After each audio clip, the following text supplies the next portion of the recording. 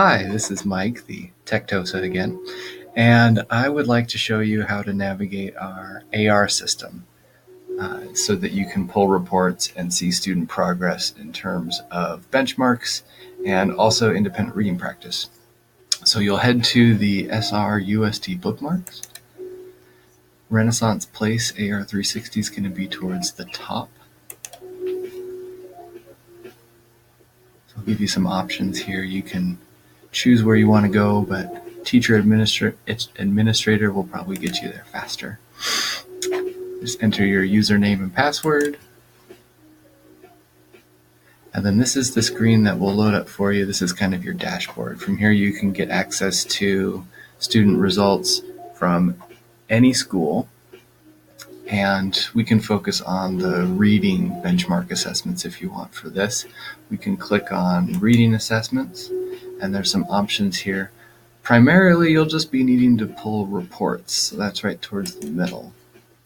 If you click on that, that gives you some options.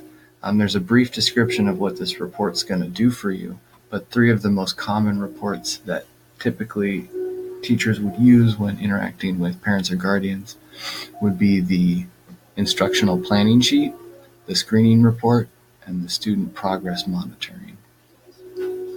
So let's start with that instructional planning sheet.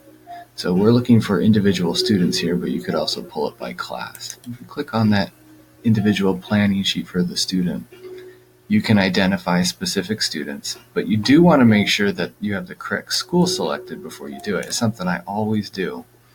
So I have Bolsonols, and let's say I didn't want Bolsonols. I can cancel this and head back up and select my school before I choose the report. So I'll go to La Jolla Elementary and click on that instructional planning report again. So I don't want to do it for all classes. I want to go ahead and pick an individual student. And so these are all the students that are part of La Jolla. So we can pick any student. Let's do Crystal here. And then we'll go back up and save our selection. And then all we have to do is view report.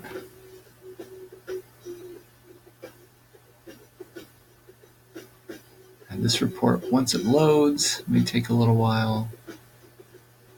It's going to tell you, based on the last benchmark test that this student took, their progress towards meeting their grade level benchmarks in terms of reading.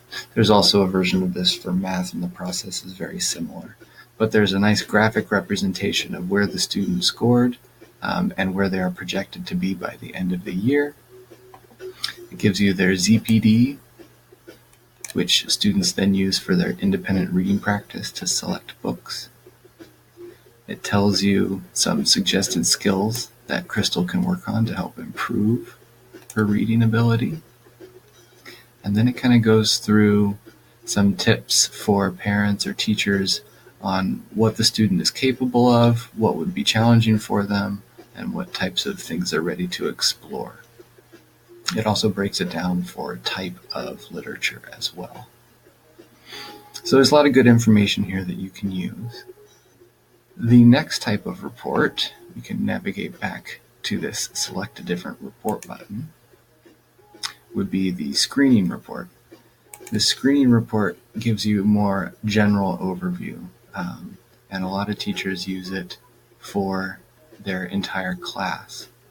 So if we wanted to pick a class from La Jolla, let's see, we can do Ms. Gorin. We'll save that and then view the report.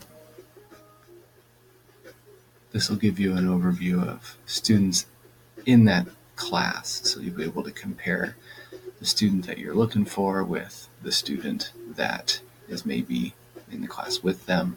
So it gives you a nice color breakdown of where they are, and the key to that color code is right down here. Now these are moving targets because as the students progress through the year, their grade level benchmark will also be moving up.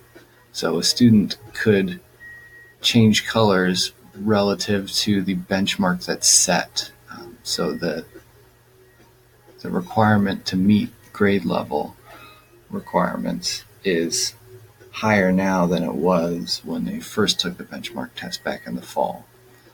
So it is definitely a moving target for the students, but it adjusts based on a natural progression through content standards that a student would have from their first day of school to the last day of school. It also breaks down the categories and gives you a little bit more details on the student, along with their grade level equivalency. So there's one more report that I'll show you, and that's student progress monitoring. And so you can select an individual student or an individual class. Let's go back and do an individual student for this one. And let's choose Jaden. How about that? Save the selection. You can also customize the date range if you'd like. Right now I'm going to pull it from the beginning of the year until the end of the school year. So let's view that report.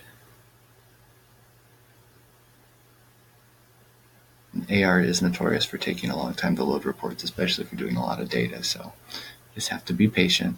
But here you can kind of see the progression of the student from the first day of school to their last benchmark and kind of see how much they've improved or decreased in progress. So it's kind of a summary. It doesn't give you too much specific details, but it's a nice little visual snapshot. So that's about it. Please let me know if you have any questions.